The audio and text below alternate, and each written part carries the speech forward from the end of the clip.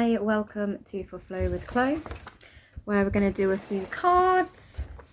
The only aspect we really have today, quite peaceful. We have, first card's already thrown itself out onto the table. Very Sagittarian, quick draw. Is the moon in Sagittarius, which it has been all weekend, is sextile Mercury in Libra.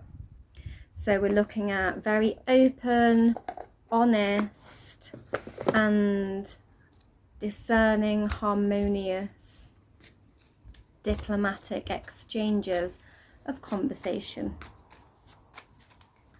So expressing openly and honestly to maybe come to an expansive conclusion, like to open up new pathways, maybe get some plans rolling, but it needs to be honest and balanced. We've got the rest of our cards. Oh, just a little peek at what that one was. Hello, Crow. Wow, lovely. The Sun. It's a big yes card. All the optimism, and the Sun is out today as well, which me likey. But it's, spotlight energy, and it's things being out in the open, and it's, big sort of solar plexus chakra. I shine out my confidence and radiance and vitality. I am the light, and may the light shine down upon you. So massively open, expressive, joyful card to get, to open. We then have the Empress. I love this depiction of the Empress. It's like the mother of the world. She's carrying the whole earth in her belly, and the oceans, and the moon is literally orbiting her. So she is very fertile, very nurturing, and very plentiful. She's abundant, and it's about the ripeness of things coming into a wholeness, and this very fertile energy. So things growing as well, some kind of big optimism and expression growing into something quite fertile. However, we have this rather miserable lady here. It's just it's no biggie, it's only a 4, it's minor arcana, but you might not be noticing what's being offered to you and its potential right now, because you are maybe feeling a little distracted by real worldly things that are not going so great, or past disappointments or recent disappointments, and you're not noticing the big rainbow cup here. It's but all these things go wrong, icky, and it's but look at the potential of this one.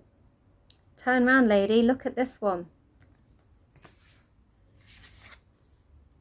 And then we get the King of Cups, which is a very water sign card. It's being balanced in our emotions. It's finding our inner peace,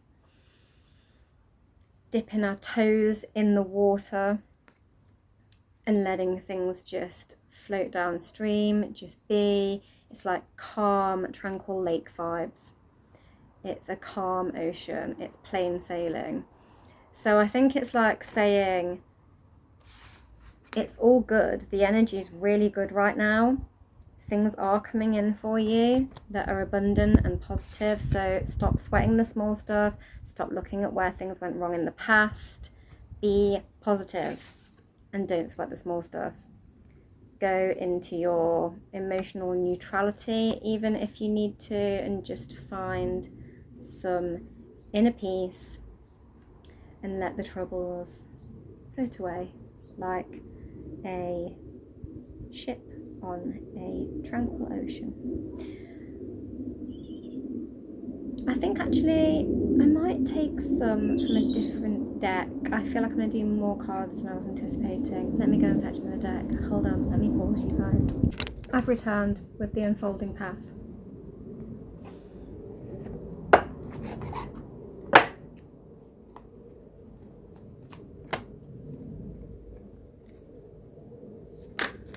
Instant. This card came out very recently in a reading. It is the Two of Pentacles, and it is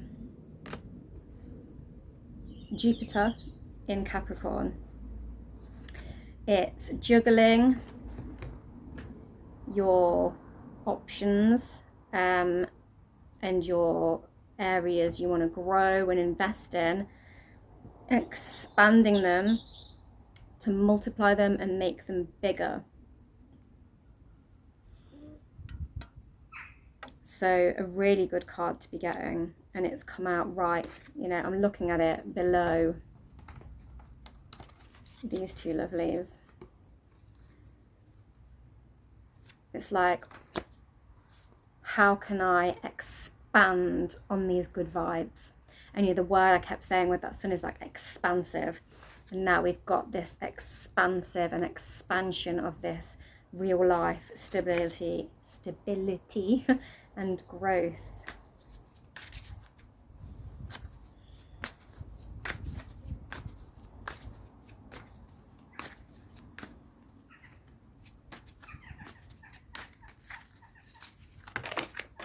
Okay, I caught one with my forearm. I've not had this one out of this deck before. The Wheel of Fortune. It's fated. What a gorgeous Wheel of Fortune as well. She's like sat in this mandala, which is very like, you know, we do a mandala as like a meditative act to sort of focus and clear the mind and focus our intentions. And she's like dancing these two cosmic hoops that are like the zodiac wheel and the axis of the earth that they're symbolizing there. Absolutely gorgeous. And so it's playing with the energies, inviting the energies, focusing in on trusting the universe, trusting the process, trusting the energy, and going back to this kind of meditative energy. There's some that went on the floor as well. The sun again. Double sun. Me likey. This is unbelievable. And who is it again? The King of Cups again. Oh my God. There's one last card on the floor.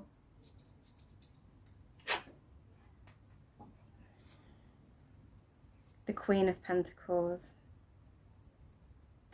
Gorgeous. She's very similar energy to the Empress. The Empress is just like a whole other rank. She's like the mother of the whole tarot, whereas this is like the mother of the Pentacles. But she's very, you know, Venus vibes. Like she's the symbol of luxury and abundance and plentifulness. You know, she's surrounded by rabbits, symbol of fertility, and flowers. She's got a pentacle. She doesn't sweat the small stuff either. She knows when she's got it good, and you know, she's attracted in the right things, and she's very at peace with it, and she doesn't need to exert herself. Like it's already all come in for her, and she knows it, and she's just sitting back in her wealth of abundance and enjoying it. She's not afraid to sit back and luxuriate herself, basically. Not in an arrogant way, in a very humble, grounded, earthy way. Okay, let's take some to the Samhain deck soon. Oh, that one's still off the top, so we're having that one. Autumn equinox. Nothing is whole without the acceptance of knowledge and acknowledgement of all. So it's a balance of light and dark as the equinoxes. We have just come past the autumnal equinox on the 22nd of September.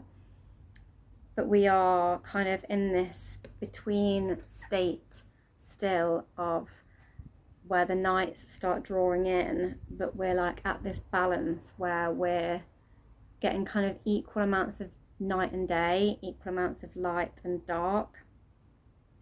And only when we can unify this light and dark are we truly accepting things as a whole.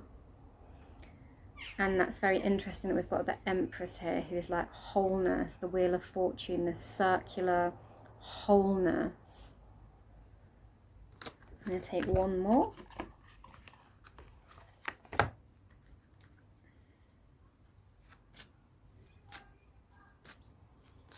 It's very Libran as well, and we always go into, we always have the autumnal equinox around the time that we go into Libra season. We are going into,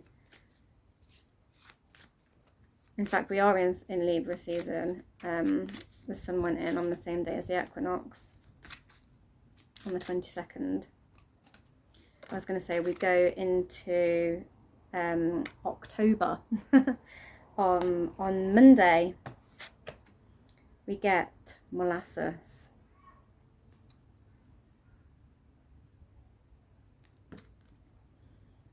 To move forward, you must know where you're headed.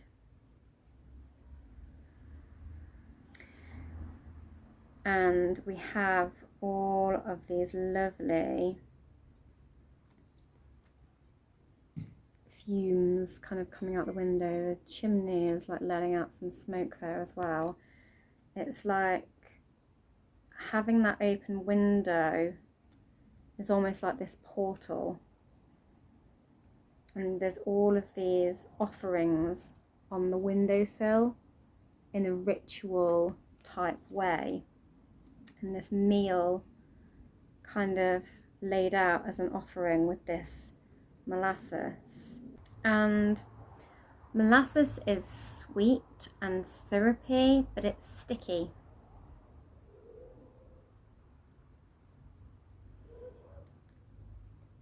So it's like we've got all this stuff on the windowsill asking things to come in, and these offerings on the table of things and the portal to go through the window. But are we stuck? Are we distracted? Like this lady here, a bit distracted from the good stuff. She's not looking at the true opportunity. She's getting like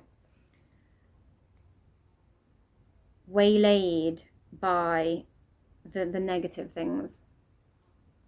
Don't allow the negative things to distract you from your goal, because you need to keep moving forward. Maybe you need to meditate more. We spoke about the mandala and the meditation, and we spoke about the King of Cups, and we got him twice.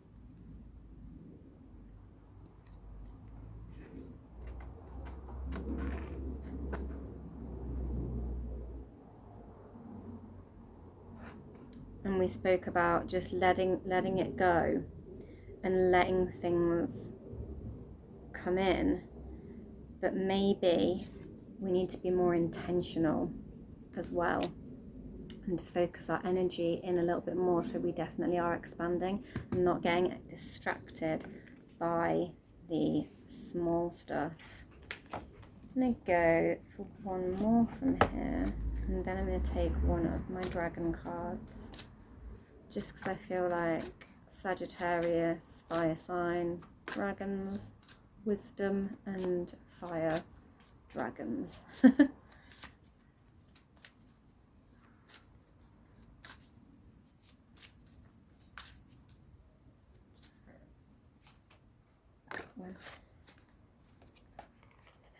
Haunted house. The things that haunt you are the things you have to let go of. So again, a message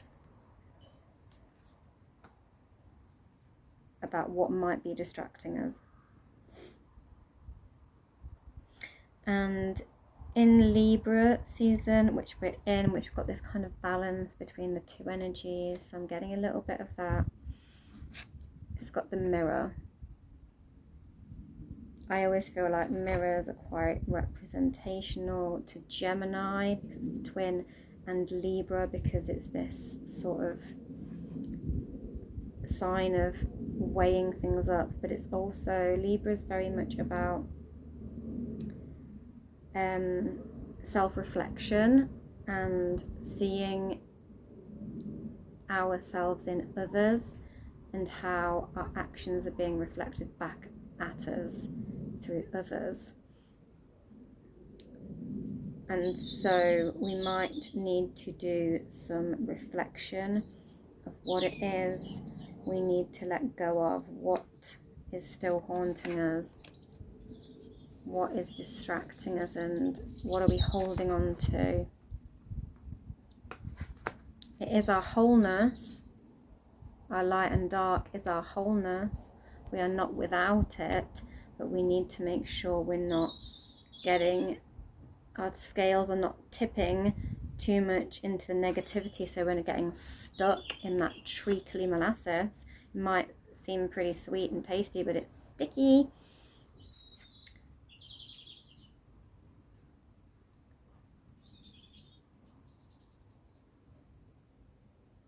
And look at ourselves and realise what it is that we're holding on to, that we need to let go of. What is it that's holding us back and keeping us stuck and stopping us being all of this vibe, all of these suns, all these big yeses. And I'll take one from the Dragon Oracle.